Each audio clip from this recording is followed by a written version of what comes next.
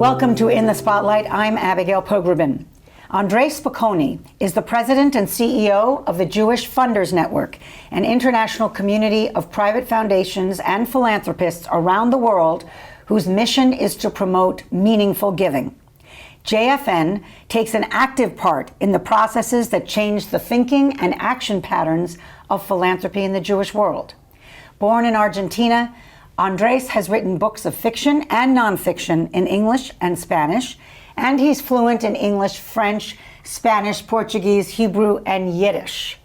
His latest book, which we will discuss today, is called Tradition and Transition: Jewish Communities and the Hyper-Empowered Individual. It was published in July 2024. Welcome to the broadcast, Andrés. Thank you. Pleasure to be here. Nice to see you. So let's just start a little bit with your Jewish bio, because not everybody knows how famous you are.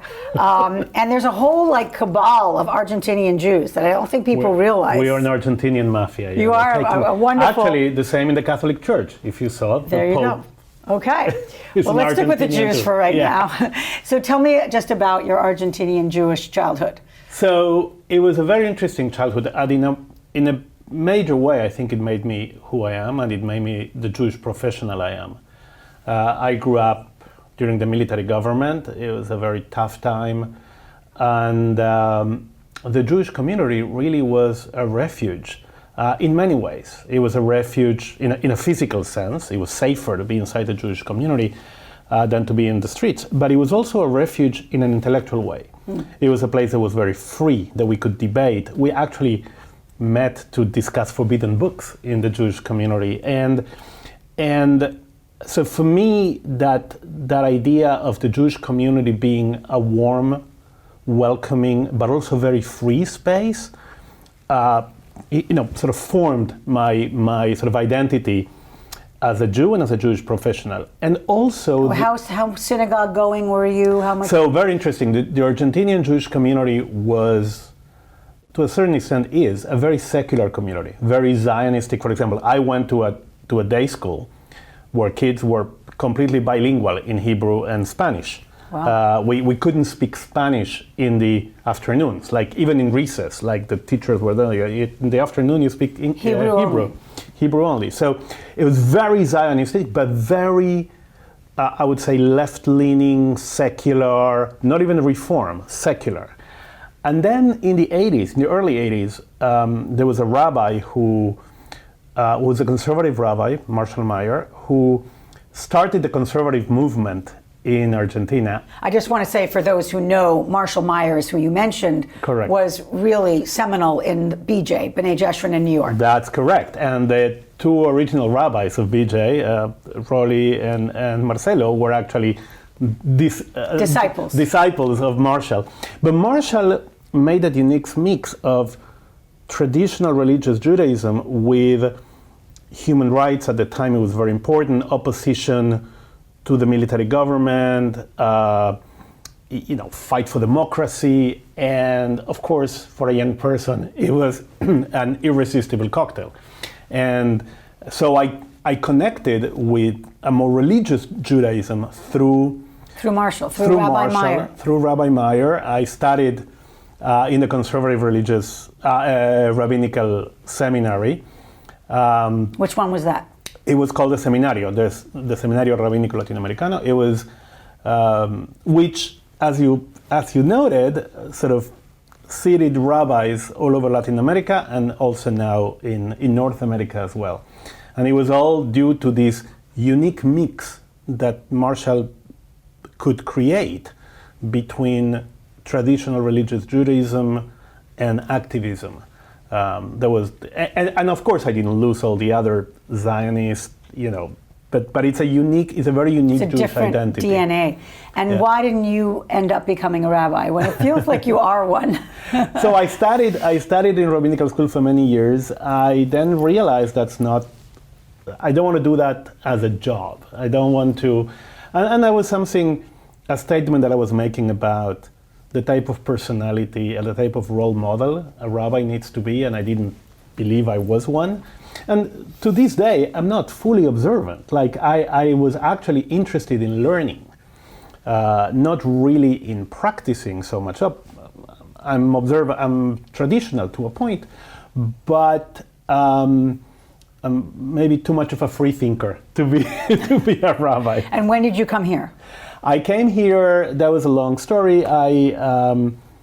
I went to Israel from Argentina. I had to go back to Argentina because I was on a special scholarship that forced you in a way to go back and work in the diaspora. After that, I was still young, I worked in the corporate sector. And I got a call when I was working there from the JDC, the Joint Distribution Committee, asking me to take a hiatus in my professional work in the corporate world and go to Europe to assist Jewish communities that were coming back to life after the long night of the Holocaust and then communism. And I took that. It was going to be a year, maximum 2 years assignment. It lasted for 12 years. I was living in Europe at the time, working all over Europe, especially in Eastern Europe, the Baltic states, Poland, Central Europe. It was a fascinating experience. And did you have a family at this point? Yeah. They would like. Oh, there were kids in the middle of all this. Yeah, there were kids, and I was traveling a lot. But it was a fascinating thing to see history in the making. Like the expansion of the EU and these communities coming back to life and trying to renew themselves. It was just a fascinating experience. Then I got recruited to run the Jewish Federation in Montreal, which I did for some time. And then I was again recruited to run the Jewish Funders Network, which you described very aptly, I have to say.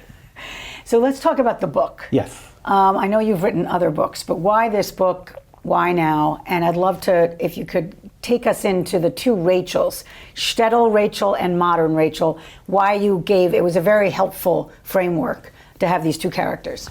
Thank you. So the compulsion, as it were, to write this book was an observation of the community landscape. You see, with the work I do at the Jewish Funders Network, it doesn't make me smarter, but it gives me a perch from where to look at the Jewish community from a 30,000 feet view. And I'm looking at different malaises, different crises that we're observing in Jewish life, and I'm asking myself, what is the root of all these crises? What are the root causes of the malaise of Jewish community that we're experiencing in the 21st century? And mind you, this is before COVID, before October 7. We're talking about structural issues that are affecting Jewish life. There were crises before the crises. Right, there was crisis before the crisis. It's like the story, the Hasidic story of the house is too crowded, so let's add a cow. When October 7 is the cow, but it was crowded before. And the idea is why we had this perception that the Jewish community is in crisis. And by the way, this is not just a Jewish thing. Every religious group, every cultural group, every association, every community center, every institution felt itself in a crisis. So why? So I started digging into the changes that happen to the human condition in the last 200 years.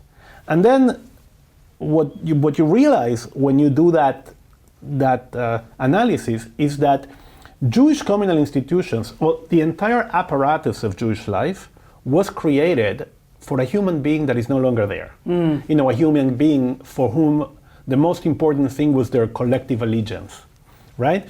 A human being that had no freedom of choice or had very restricted freedom of choice. So that's where the two Rachels come into play. So shtetl Rachel is the one without choice. Shtetl Rachel, where her path is basically set for her. Correct. Shtetl Rachel is our great-great-great-grandmother, somebody who's born into a world without choices, not just because she's a woman. If you're a man, also your choices are very restricted. But more restricted. More restricted if you're a woman. Or differently. Or differently, but much more restrictions. But still, if you live in a shtetl, and by the way, Jews and non-Jews alike. If you're a Polish carpenter, your son is going to be a carpenter. You're going to live in your village. You're going to die in your village. You're not going to move. You're not going to change your religion. You're not going to. In many cases, you don't choose who you marry. No, your path is carved for you. And your identity is given to you by the society. And the meaning of your life, if such a thing existed back then, was the extent to which you fulfill the role that the society assigned you. That's what gave you meaning. You have a role that the society gave you, you need to fulfill it to the best of your ability. So that was Shtetl Rachel. And before we get to modern Rachel, you say about Shtetl Rachel, in her world, choice was heretical. Correct. Can you explain that a little bit? So the very root of the word heretic means in Greek, heretikon is the choice. It means the one who chooses is a heretic. So there was choice, but choice was treated as a Ashanda. shande, sort of deviance, you say in English? Devalued? No, not devalued. Oh, deviant. Deviant, like deviant. You were literally cast out of the society if you choose, right? And being cast out of the society was the worst thing that could happen to you. Right, it's like Fiddler, a little bit. It's like, right, it's like Socrates chooses death instead of exile because his identity crumbles. So funny, you're thinking of Socrates, I'm thinking of Chava. Right, exactly. Like Tevye's daughter. But Chava is when the change Begins starts, when the change happen. begins. The choice Chava begins. shows the clash with modernity in which the universe of choice starts expanding. And Tevye doesn't really know what to do with that. Right. He's still... But you're sort of talking about pre-Tevye. I'm talking about pre-Tevye. I'm talking about the generation before Tevye. Now, Tevye is part of that generation that comes to the new world, and encounters a world of choice. Modern, right. like contemporary Rachel, is the exact opposite. Like she's like, everything for her is a choice. I just want to read what you write. Modern Rachel, on the contrary, grew up listening to parents, friends, teachers, and gurus who urged her to leave her unique mark. Do what only you can do, they urged her. Express yourself, find your calling. Right. I'm laughing because that's so much the vernacular of this time. That's the vernacular, and it's so pervasive that we actually... your bliss. What is... I mean, the concept of using work as self-actualization would have been nonsensical for a farmer in Ireland in 1850. What does it mean, realize, right? But no, I'm not judging it. It's a good thing that human beings... I'm judging it a little bit. A little bit. No, the problem is that it assumes that there is something deep inside that is your authentic self that you have to find and then you have to express. And it doesn't work like that generally. But the problem is, both Rachels had a problem with choice. Shtetl Rachel didn't have freedom of choice. Modern Rachel doesn't have freedom from choice. She needs to choose, even if she doesn't want to, because the way we live our life now is a life of permanent choice. In the book, it's like there's a situation in which she has to decide which job to do, where to live, who to date. What kind of gender? What kind of gender? Everything. Although I shouldn't say that, some people would say that's not a choice. That's not a choice, but the way you express it is a choice. And the universe of choice keeps expanding. Now you're saying that's oppressive in a way. That is oppressive too. There's a version of that's oppressive. Correct. Is to have too much of a smorgasbord in a sense. I wouldn't say it's oppressive. I would say it generates anxiety, and it generates a certain type of very common depression that we have in the 21st century. This depression mixed with anxiety, which is the idea of second guessing yourself all the time, right? Like maybe that was the wrong. I always tell the same story. The wrong job. The wrong guy, wrong job. Shtetl Rachel didn't have that problem. Like there was no choice, so there was no regret. Now, I used to buy always the same pair of jeans. Okay, Levi's 501. 32. Now, growing up, there were three models of jeans, three types. I would go, the 501 was the only one that fit me. I bought it. Every year I was happy with my new pair of jeans. I went the other day to buy jeans. There were literally 250 models. Now I still get the 501 because I'm not gonna try them all. But in the back of my head, I'm second guessing my choice, which I didn't do before. I was happy with my jeans. Now I'm not happy. I mean, I'm happy because whatever, they fit me, but I all the time thinking, second guessing my choices. You're still 32. Still 32, but I put it lower, so it doesn't matter. We don't have to go there. But it's the idea is like you're now kind of like also what's wrong with my choice? What's wrong with my choice? I have to build myself all the time. So that first of all is exhausting, and secondly generates that anxiety of am I making the right choices, like and in relationships too, like. I'm not in favor of arranged marriages, right? But you knew you had to make it work. No, not everybody did, but the choice wasn't there. You didn't second guess yourself, right? So the problem of modern Rachel is a problem of living in a world in which she doesn't only need to choose, she needs to build her own identity. It's not only choosing different packages. Like when I grew up, I chose to be a conservative Jew. For example, I was choosing the conservative Jewish package. Not anymore. Now my package, I make it myself. So let's get to how this framework, which you've really made clear, applies to the Jewish community. Just because in the time we have, I want you to talk about the 3 tentpoles that you drill down on.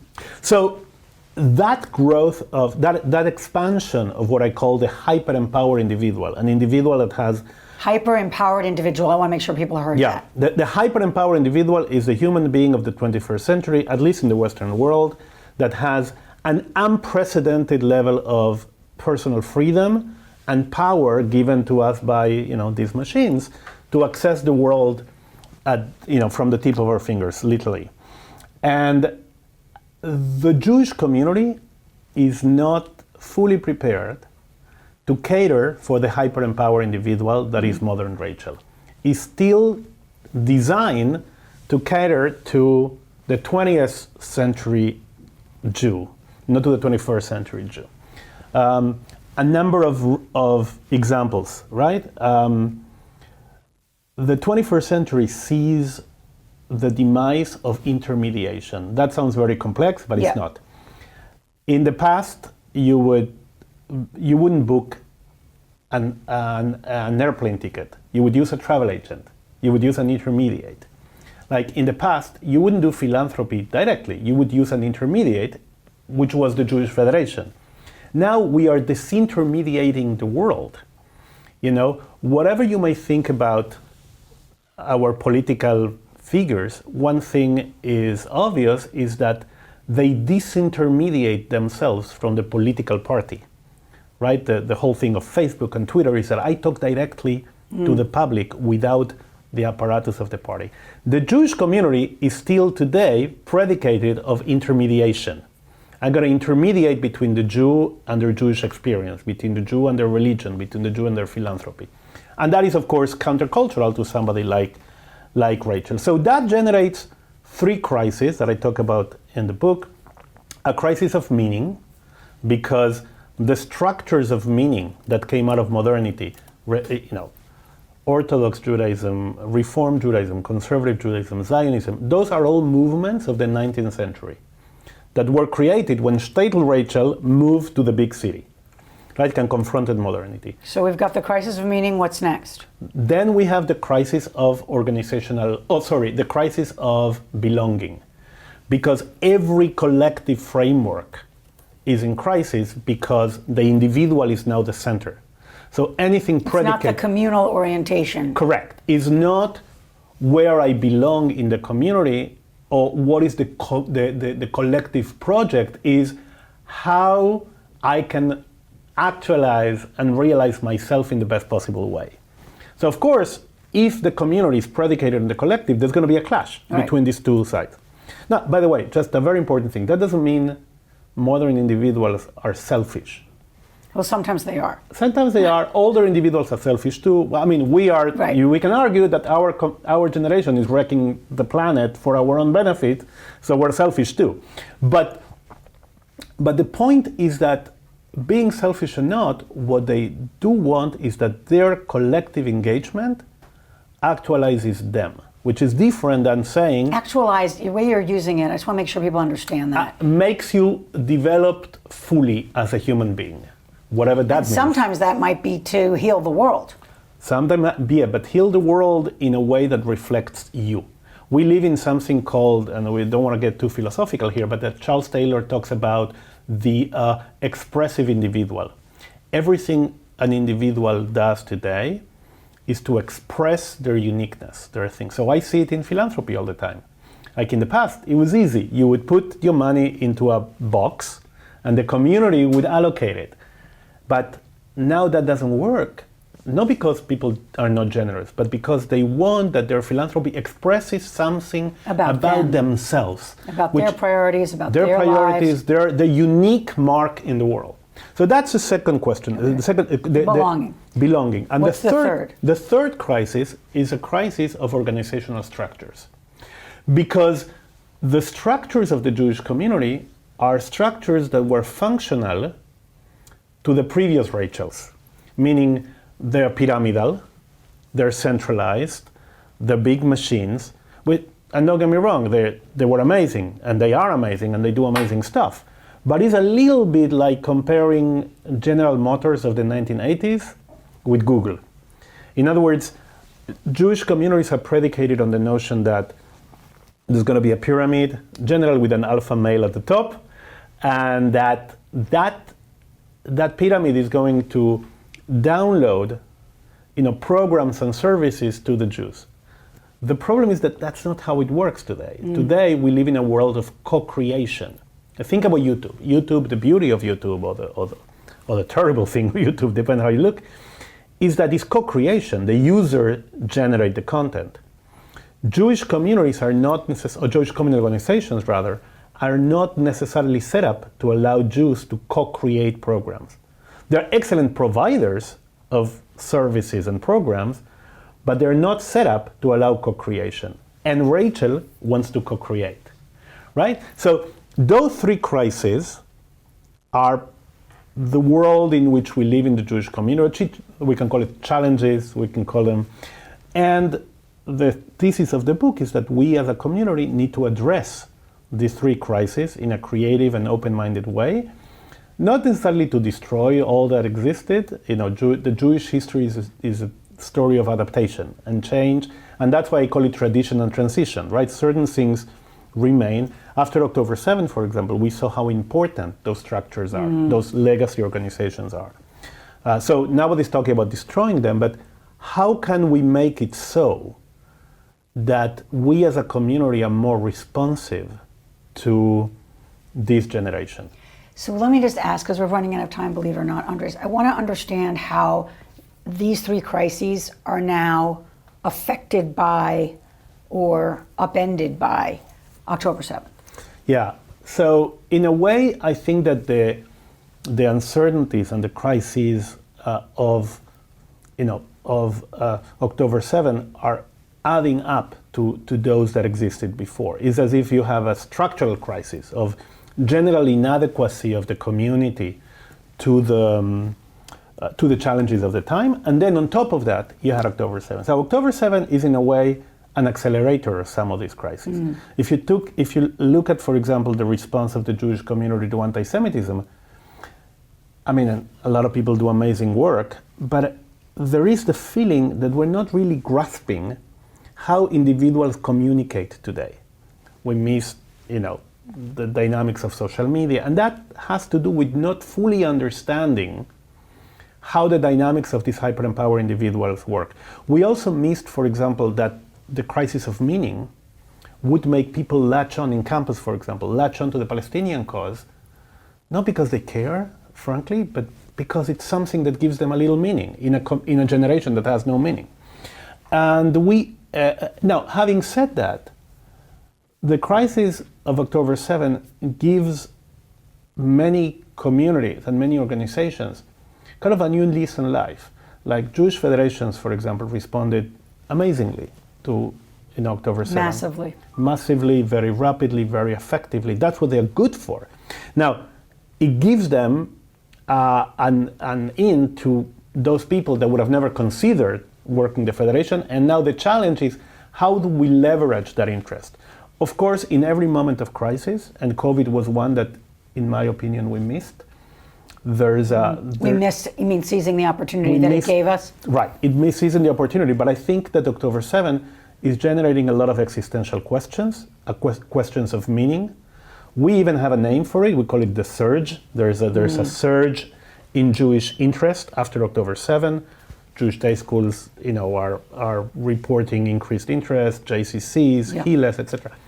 So I think that we do have an opportunity now to work with these individuals. Now, if we're going to propose them the same that we were proposing them before, it's going to carry us only so far. Like ultimately, we shouldn't believe that because there's a surge in interest now, people are going to go back to the previous 20th century model. They're not. But it gets people through the door, and it gives us an opportunity to engage them seriously and create relationships. Great. So, Andrés, you give this quote, and I love it, so I'm going to quote it back to you. Each day, we ask God to, quote, Chadesh Yameinu Kekedem, renew our days like in the past. Why that quote?